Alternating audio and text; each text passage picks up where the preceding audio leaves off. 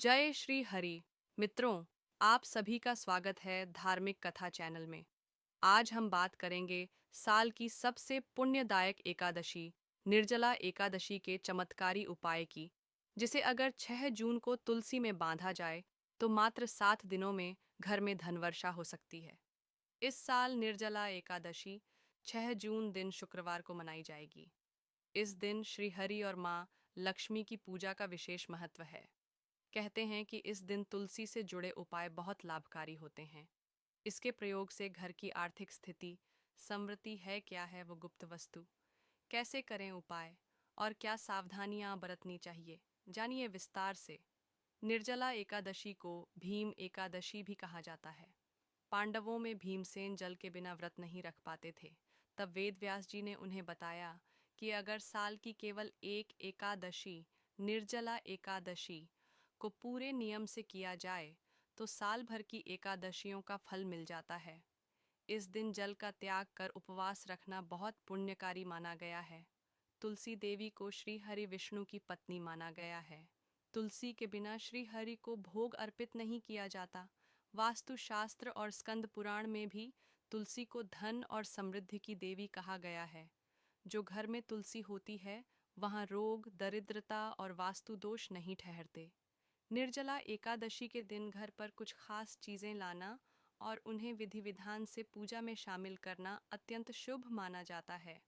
आइए इस लेख में उन्हीं 3 चीज़ों के बारे में जानते हैं।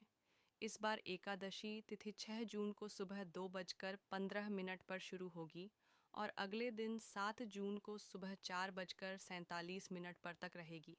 धार्मिक ग्रंथों के अनुसार जब एकादशी तिथि 2 दिनों तक पड़ती है और दोनों ही दिन उदया तिथि तिथि का संयोग बनता है तो गृहस्थ जीवन जीने वाले भक्तों को पहले दिन यानी 6 जून को व्रत रखना चाहिए। सनातन धर्म में गाय को माता और कामधेनु का दर्जा दिया गया है, जो सभी मनोकामनाएं पूरी करने वाली मानी जाती है। निर्जला एकादशी के दिन घर में कामधेनु गाय की मूर्ति या चित्र लाना अत्यंत शुभ माना जाता है। मान्यता है कि इससे घर में सुख समृद्धि आती है और आर्थिक संकट दूर होते हैं। इस दिन गाय को हरा चारा दान करना भी पुण्यदायी होता है। तुलसी को हिंदू धर्म में पवित्र माना गया है और इसे माता लक्ष्मी का स्वरूप माना जाता है। निर्जला एकादशी के दिन तुलसी का पौधा घर लाएं और इसे घर के पूर्व या उत्तर पूर्व दिशा में लगाएं।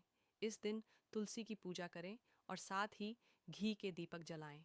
तुलसी मंत्रों का जाप और परिक्रमा करने से घर में सकारात्मक ऊर्जा बनी रहती है। मोर पंख को सनातन धर्म में शुभ और श्री कृष्ण का प्रतीक माना जाता है। निर्जला एकादशी के दिन मोर पंख घर लाकर इसे मंदिर में रखें। यह वास्तु दोष को दूर करता है और घर में सौहार्द बनाए रखता है। अगर घर में लंबे समय से क्लेश या नकारात्मकता है तो मोर पंख लाना विशेष लाभकारी होता है। इसे भगवान विष्णु को अर्पित करने के बाद पूजा स्थान पर रखें। इससे भगवान की कृपा बनी रहती है। अब बात करते हैं उस गुप्त चीज की। 6 जून को निर्जला एकादशी के दिन सूर्योदय से पहले एक लाल रंग का साफ कपड़ा लें। उसमें निम्न वस्तुएं रखें: एक गोमती चक्र, एक सफ़ेद कौड़ी, 21 चुटकी चावल, थोड़ा सा कपूर, एक पीला सिक्का या 1 रुपये का सिक्का, थोड़ा सा गुड़। अब इस पोटली को मंत्र पढ़ते हुए तुलसी के पौधे में बांध दें। एयुएम विष्णवे नमः, एयुएम तुलस्यै नमः। ये पोटली धन लक्ष्मी वंदन यंत्र जैसा कार्य करती है। ये प्रतीकात्मक और ऊर्जात्मक प्रक्रिया है। तुलसी की सकारात्मक ऊर्जा, गोमती चक्र की समृद्धि शक्ति और चावल कौड़ी जैसे वास्तु तत्व मिलकर घर में स्थायी लक्ष्मी का प्रवेश कराते हैं। 7 दिन के भीतर इसके सकारात्मक संकेत दिखने लगते हैं।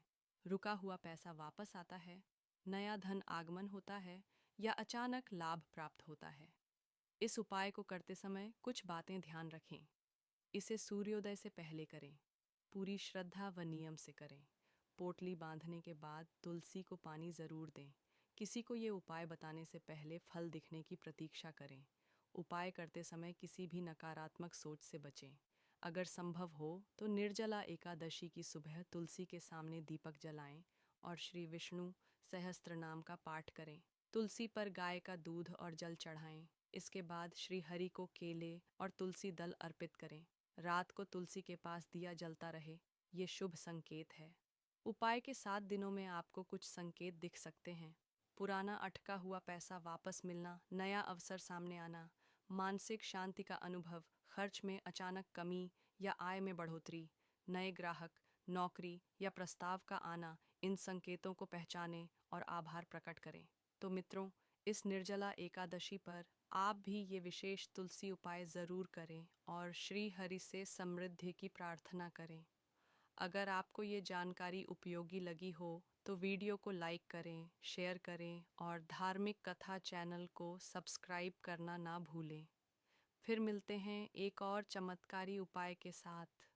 जय श्री हरि।